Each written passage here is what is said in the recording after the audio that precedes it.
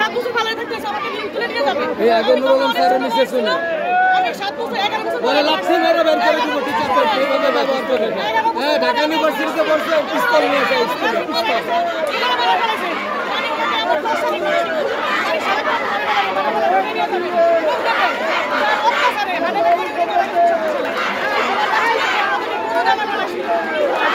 শুনছি একজন অভিভাবকের অভিযোগ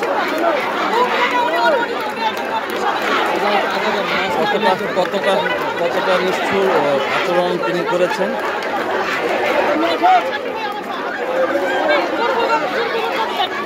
আমার একটাই বক্তব্য, টিচারদের ইলেকশন আপনারা যারা দীর্ঘদিন এখানে শোষিত হয়েছেন, নিষ্পেষিত হয়েছেন, তাদের প্রত্যেকের দাবিতে এখানে তুলে বলবে।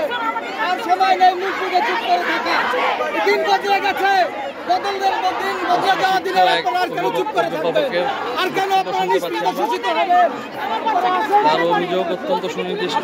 দুঃখ কষ্টের কথা শেয়ার করেন, সবাইকে বলে দিন আপনারা কিভাবে নির্যাতিত হয়েছেন। আমাকে খুব করে ফেলবো, আমার হাজবেন্ড আমাকে বলতেছে কি আমাকে খুব করে ফেলবে, আমি কি করি?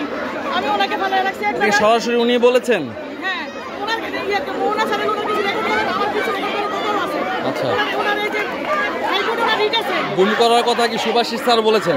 Subhashis sir Babul Olya Rahman Babul. আচ্ছা আমি লিখে কিছু জানি না। আচ্ছা, ওটা স্কুলের চেয়ারম্যান পদে ওনাকে দীর্ঘদিন মিথ্যা উনি কিছুই না।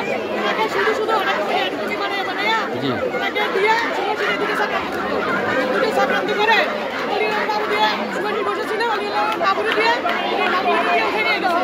নিয়ে বলছে কি আপনাকে ওনার পার্সোনাল অফিসে ধানমন্ডিতে 87 নম্বরে ধানমন্ডি 27 নম্বরে পার্সোনাল অফিসে বসায় নিয়ে 3জন পুলিশ ফেলে ধরে রাখছে।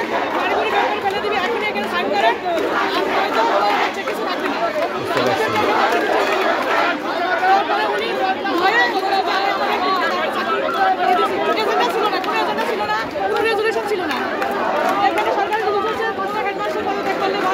অত্যন্ত সুস্পষ্ট ওনার অভিযোগ এবং ওনার কাছে সম্ভবত কিছু ব্যক্তিগতভাবে কালেক্ট করা এভিডেন্সও আছেন, যার প্রেক্ষিতে উনি এত জোর গলায় বলতে পারছেন।